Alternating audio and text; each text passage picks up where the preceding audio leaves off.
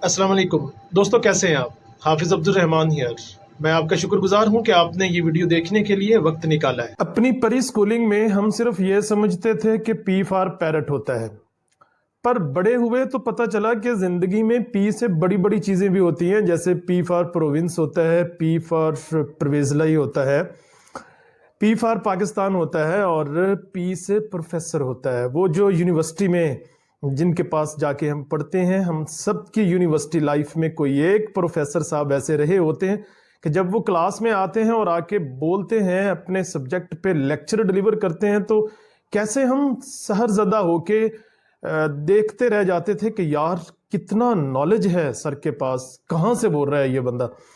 तो आज मैं आपकी मुलाकात ऐसी ही एक प्रोफेसर साहबा बारबरा एन ऑकले से करवाने जा रहा हूं। पूरी दुनिया में इस वक्त शोहरत हासिल कर रखी है इन्होंने, और इनकी वजह शोहरत, इनका एक ऑनलाइन कोर्स है लर्निंग हाउ टू लर्न के नाम से, जिसने पूरी दुनिया में शोहरत पाई है। ये वही चीज है जैसे हमारे फ्रीलांसिंग गुरु श्याम सरवर कहते हैं, सीखना सीखो।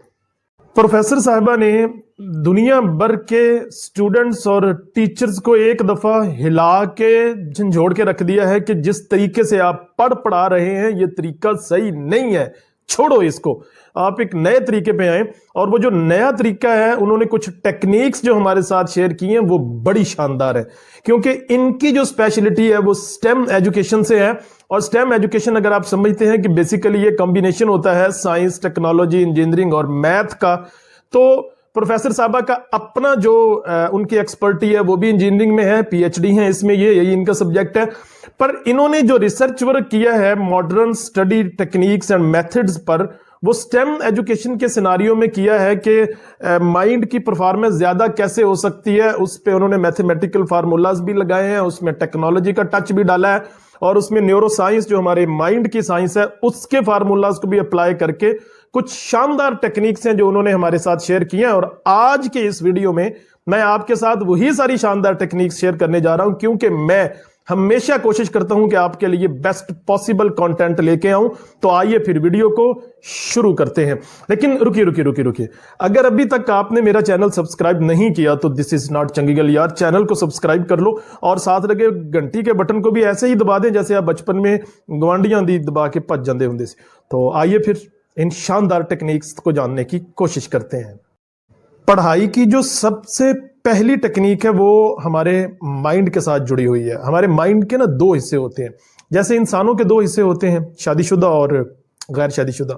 बाय द वे, आप किस कैटेगरी में फॉल करते हैं नीचे कमेंट्स में मुझे जरूर बताना है आपने। माइंड के जो दो हिस्से हैं उसमें एक का नाम होता है फोकस्ड माइंड और दूसरा कहलाता है डिफ्यूज्ड माइंड। फोकस्ड माइंड वो होता है जिसमें हम तब काम कर रहे होते हैं जब हम स्टडी कर रहे हैं, कोई असाइनमेंट तैयार कर रहे हैं, आप मैथ का कोई क्वेश्चन सॉल्व कर रहे हैं। और डिफ्यूज्ड माइंड वो फेज कहलाता है माइंड का जिसमें हम रूटीन के काम कर रहे होते हैं। फॉर एग्जांपल, आप क्वेश्चन अटेम्प्ट कर रहे थे लेकिन अभी पूरा हल नहीं हो पाया, कहीं आके आप स्टक हो गए, आप फंस गए हैं।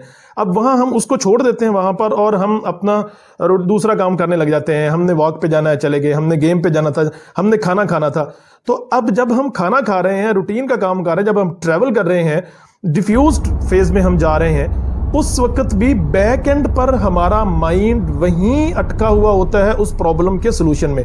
और मॉडर्न रिसर्च जो प्रोफेसर साहबा ने हमें दी है वो ये कहती है इंटरेस्टिंगली कि जब आप डिफ्यूज्ड फेज में काम कर रहे होते हैं तो तब आपका माइंड बेटर परफॉर्म कर रहा होता है, आपको उस प्रॉब्लम के बेटर सोल्यूशन दे रहा होता है as compare to your working phase of mind.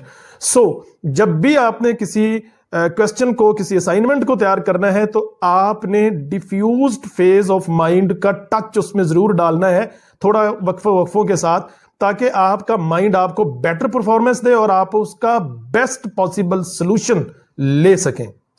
Dear students, जब आपकी डेट शीट आती है, एग्जाम सर पे होता है, तो आपकी नींद, भूख सब उड़ चुकी होती है। आप गवाचे से होते हैं। अब बैठा बैठा गुम हो जाता हूं, मैं नहीं रहता, तुम हो जाता हूं। अब आप सोचेंगे कि सर आपको कैसे पता है? तो ऐसे पता है कि सास भी कभी बहू होती थी, टीचर भी कभी स्टूडेंट रहा होता है, उसको आपके सारे मसलों का पता होता है, वो खुद फेस करके आया होता है। इसलिए मैं आपके मसले को, आपके दुख को समझता हूं और आपके दुख का आपको सलूशन भी देता हूं। अगर अभी तक वीडियो लाइक नहीं की तो जालिमो वीडियो को लाइक करो और अपने मसले का हल यहां से पकड़ लो।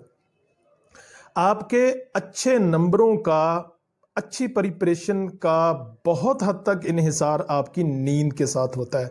हम करते क्या है कि जब हमारा एग्जाम सर पे होता है तो हम रात गए तक पढ़ते हैं, we burn the midnight oil. और स्पेशली जब सुबह को पेपर होता है तो आप सारी रात नहीं सोते हैं और सुबह जाके आप पेपर में बैठ जाते हैं। बट इसके बावजूद भी पेपर में बैठे हुए आपको पेपर भूल रहा होता है, आपके कॉन्सेप्ट पूरे क्लियर नहीं होते और दिमाग में और टेंशन चल रही होती है कि यार सारी रात पढ़िया, मत्था मारिया, इसके बावजूद मैनू याद नहीं हो रहा, दिमाग काम करना छड़ गया। तो दिमाग सही है बेचारा, दिमाग क्या करे, वो सही कह रहा होता है कि भाजी एडा जुल्म ना करो मेरे नाल। आपने दिमाग पे जुल्म किया होता है, आप सोए नहीं होते। आपको अपने एग्जाम डेज में पूरी नींद लेनी है, अगर नंबर पूरे लेने हैं और सबसे ज्यादा लेने हैं तो उसकी मेरे पास 3 रीजंस हैं। फर्स्ट ऑफ ऑल, जब हम सोते हैं तो हमारा माइंड कुछ वेस्ट प्रोडक्ट्स खारिज करता है। ये क्या है, लेट मी एक्सप्लेन दैट।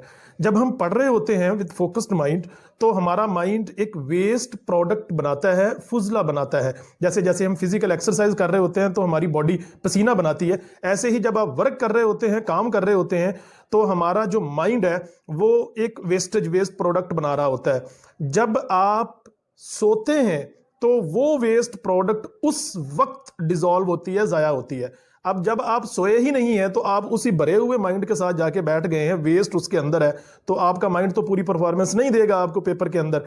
जब हम सोते हैं तो न्यूरोसाइंस ये कहती है कि हमारे जो माइंड के जो सेल्स हैं, न्यूरॉन्स हैं, वो खुल जाते हैं, दूर दूर हो जाते हैं। और जब वो दूर दूर हो जाते हैं तो वो जो वेस्टेज होती है वो नीचे आती है और यूं हमारा माइंड फ्रेश हो जाता है। यही वजह है कि जब आप सो के उठते हैं तो आपका माइंड एकदम फ्रेश होता है, आपकी तबीयत लाइट, हल्की फुल्की, आप खुद को बड़ा हल्का फुल्का फील कर रहे होते हैं। इसलिए अगर आपने ज्यादा मार्क्स लेने हैं तो एग्जाम डेज में आपने पूरी नींद लेनी है, जो आपकी नींद 8 घंटे की होनी चाहिए। दूसरी रीजन कि एग्जाम डेज में आपने सोना क्यों है, जब हम पूरी नींद लेते हैं तो हमारा माइंड एक और फंक्शन परफॉर्म करता है, उसको हम कहते हैं मेमोरी फॉर्मेशन।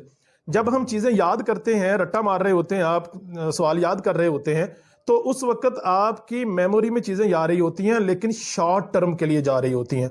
अब जो माइंड का दूसरा हिस्सा है जहां लॉन्ग टर्म चीजें जाके स्टे करती हैं, ये फंक्शनैलिटी होती है जब आप सोते हैं। जब इंसान सोता है तो उसकी शॉर्ट टर्म मेमोरी शिफ्ट हो जाती है लॉन्ग टर्म मेमोरी में। तो वो जो पिछले दिन में आपने याद किया था, जब आप सोते हैं तो आप शॉर्ट टर्म से लॉन्ग टर्म में ले जाते हैं। अब ज्यादा देर तक पेपर, भले सुबह फर्स्ट टाइम है या सेकंड टाइम है, वो चीज आपको याद रहेगी। इसलिए आइंदा आपने एग्जाम डेज में पूरी नींद लेके जाना है ताकि आप अच्छे परफॉर्मेंस अपने पेपर में, अपने एग्जाम में दिखा सकें। तीसरी चीज, तीसरा फायदा आपका जो आपको ज्यादा नंबर दिलवाने में हेल्पफुल होता है, हम जब सोए हुए होते हैं तो हमारा माइंड थिंकिंग मोड में चला जाता है। ये लाशऊरी तौर पे उसी प्रॉब्लम का सलूशन दे रहा होता है। बहुत दफा ऐसा होता है कि हम दिन भर उस मसले को सोच रहे होते हैं, टकरे मार रहे होते हैं, पर हल नहीं मिलता, और जो ही सो के उठते हैं तो हमें उसका सलूशन एकदम हमारे अंदर जमाका रोशनी होती है और उस मसले का हल हमारे सामने पड़ा होता है। एंड पर्सनली रिसेंटली मेरे साथ ऐसा हुआ, कुछ अर्सा पहले मुझे अपने जायज कैश का पासवर्ड भूल गया। सारा दिन मैं याद करता रहा, नहीं याद आया। मैंने 2 दफा गलत ट्राई किया, अब तीसरी दफा मैं डरते हुए नहीं कर रहा था कि ये मुझे ब्लॉक कर देगा। इसी कश्मकश में सो गए। सुबह उठा तो अभी मैं उठते ही मेरे माइंड में फिर वही रोशनी से कि ये पासवर्ड होगा, जो कि काफी देर बाद यूज कर रहा था। अच्छा, अब मैंने जब वही लगाया, मोबाइल उठा के मैंने मुंह भी नहीं धोया और वो पासवर्ड लगाया, यूं टक करके लग गया। क्या पासवर्ड था? क्यों भाई, मैंने नहीं बताना आपको, लेकिन मैं ये कहने की कोशिश कर रहा हूं कि जब मैंने ये रिसर्च पढ़ी तो देन मुझे समझ आया कि उस दिन उठते ही मुझे वो पासवर्ड क्यों याद आ गया था। तो जब हम सोते हैं तो हमारा माइंड थिंकिंग मोड में चला जाता है और आपको आपके प्रॉब्लम्स का सलूशन समटाइम्स सो के उठते ही मिल चुका होता है। इसलिए आइंदा इस बात का ध्यान रखना है कि आपने एग्जाम डेज में पूरी नींद लेनी है, तो आप देखेंगे कि आपके नंबर उन स्टूडेंट से ज्यादा आएंगे जिन्होंने सारी सारी रात पढ़ा था लेकिन फिर भी उनका पेपर अच्छा नहीं हो पाया था। वेल डियर स्टूडेंट्स, पढ़ाई की अगली टेक्निक की तरफ बढ़ते हैं जिसे हम पोमोडोरो टेक्निक बोलते हैं। ये पोमोडोरो क्या बला है, किससे खाई जाती है, ये भी आपको समझाता हूं। जैसे आपका एक फेवरेट सब्जेक्ट होता है, वैसे ही आपका एक नापसंदीदा सब्जेक्ट भी होता है जो आपको ना तो आता है ना आप उसे पसंद करते हैं। वो मथियों दुखदा बंदा कहता है नहीं होना चाहिए, ये क्यों बनाया, किसने बनाया, कामों की पत्तों की तैनों की क्यों नहीं होना चाहिए था। तो जिस मजमून को आप नापसंद कर रहे होते हैं आप उसे पोस्टपोन करते हैं। जब भी उसको बैठ के करने का टाइम आता है तो आप कहते हैं अगले टाइम पे कर लिया जाएगा, मैं कल को कर लूंगा, और वो कल कभी नहीं आती, आप उसे पोस्टपोन करते जाते हैं। इस पोस्टपोन करने के अमल प्रोसेस को बोलते हैं प्रोक्रास्टिनेशन। रिसर्च ये कहती है कि जब आप किसी भी प्रोसेस को, सब्जेक्ट को, स्टडी को प्रोक्रास्टिनेट कर रहे होते हैं तो आपका माइंड बाकायदा पेन फील कर रहा होता है और आपके माइंड का जो हिस्सा उस वक्त मुतासर हो रहा होता है उसे इंसुलर कॉर्टेक्स बोला जाता है। अब ये तो हुई तकलीफ, ये तो हुआ दुख, दिले नादां तुझे हुआ क्या है, आखिर इस मर्ज की दवा क्या है। आपके इस मर्ज की दवा है मेरे पास। इस दवाई का, इस मेडिसिन का नाम है पोमोडोरो टेक्निक। अब ये पोमोडोरो क्या है?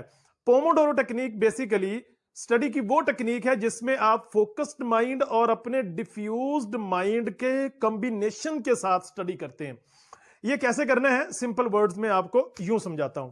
आपने एक अलग जगह पे बैठ जाना है घर में, कोई ऐसा कोना महसूस कीजिए, घर का वो कमरा जहां पर आपको किसी भी तरह की डिस्ट्रैक्शन नहीं होनी चाहिए। अपना मोबाइल हटा दीजिए, Facebook, WhatsApp, radio, television, FM, हर चीज खुद से दूर कर दीजिए और आपने पूरे तन्हाई के साथ बैठ के वहां पर आपने स्टडी करनी है। और स्टडी कैसे करनी है? आपने 25 मिनट का, मैक्सिमम आधे घंटे का एक अलार्म लगा लेना है कि ये आपका स्टडी का पहला फेज है। आपने मान लीजिए कि आधा घंटा पढ़ा, उसके बाद आपने 10 मिनट की ब्रेक दे देनी है। वो जो 30 मिनट आपने पढ़ा वो फोकस्ड माइंड के साथ पढ़ा है और वही सब्जेक्ट पढ़ना है जो आपको नहीं आता है। अभी एंड रिजल्ट पे हम बात नहीं करेंगे कि वो आपको समझ आना है नहीं आना है, इस पे आपने सोचना ही नहीं है। आपने जस्ट उसे कंसंट्रेशन के साथ करने की कोशिश करनी है, जस्ट फॉर 30 मिनट्स। उसके बाद 10 मिनट के लिए आप ब्रेक कीजिए, चिल कीजिए, चाय पीजिए, सीधी उल्टी छलांगे लगाइए, वक्फा दीजिए खुद को, वो एक ब्रेक है आपकी। और 10 मिनट के बाद दोबारा आप बैठेंगे, फिर आप आधे घंटे के लिए टाइमर सेट करके ठीक आधा घंटा पढ़ेंगे।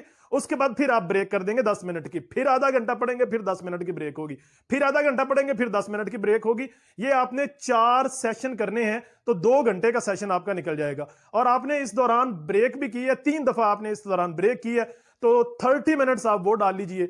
2 घंटे 30 मिनट आप बैठे हैं जनाब। आपकी 2.5 घंटे तक का एक साइकिल होना चाहिए। ये 2 घंटे 30 मिनट से 2 घंटे 40 मिनट तक के बीच आपका जो एक साइकिल बन जाता है, इस एक साइकिल को हम 1 पोमोडोरो बोलते हैं। आपने जितनी पढ़ाई करनी है बाकायदा टाइम टेबल बना के इस पोमोडोरो टेक्निक से करनी है, तो आप देखेंगे कि वो सब्जेक्ट जो आपका नापसंदीदा था वो धीरे धीरे, आहिस्ता आहिस्ता आप मेरे दिल के मेहमान हो गए, पसंदीदा हो जाना है आपका। क्यों? क्योंकि अब आप पढ़ रहे थे फोकस्ड माइंड और डिफ्यूज्ड माइंड के कॉम्बिनेशन के साथ। और रिसर्च ये बता चुकी है हमको कि जब आप इस तरह से कॉम्बिनेशन के साथ पढ़ रहे होते हैं तो आपका माइंड ज्यादा परफॉर्मेंस देता है और आप उस अजियत से गुजर नहीं रहे होते जिससे आप पहले गुजर रहे थे। और यूं आपकी परफॉर्मेंस बेटर होती है, अंडरस्टैंडिंग बेटर होती है, सब्जेक्ट की समझ आने लगती है एंड अल्टीमेटली आपके नंबर ज्यादा आ जाते हैं।